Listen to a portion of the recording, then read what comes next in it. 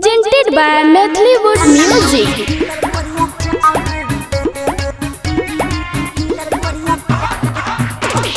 DJ Lal Babu Raja, DJ Lal Babu राजा।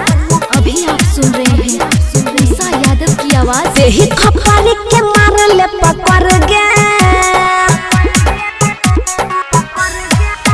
देही खपारी के मारले पकड़ गे। हमरा देला कौन डीलर कोरिया चाउर गे।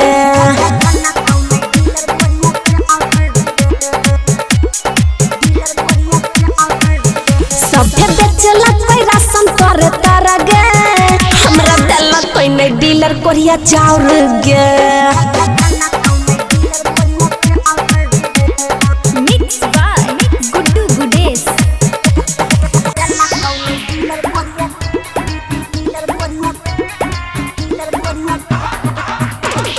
डीजे लाल बाबू राजा, डीजे लाल बाबू राजा। लागल छे सखी सुने पूरा लॉकडाउन गे। खुले न छे कते दिन से बगल वाला टाउन गे। हाँ लागल छे सखी सुने पूरा लॉकडाउन गे। खुले न छे कते दिन से बगल वाला टाउन गे।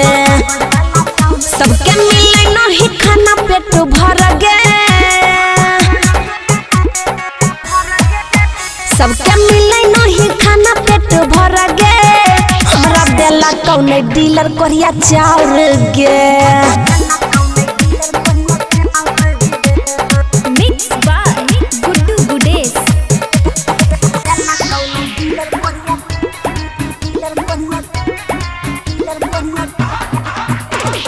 डीजे लाल बाबू राजा, डीजे लाल बाबू राजा।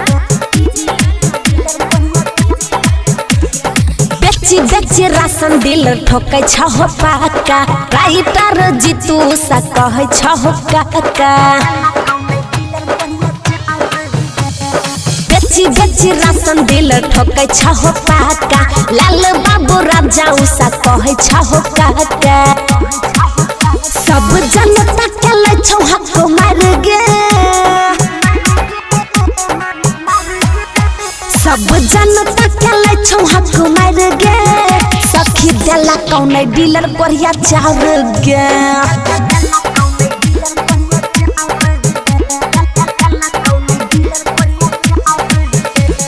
झकास रिकॉर्डिंग स्टूडियो समस्तीपुर।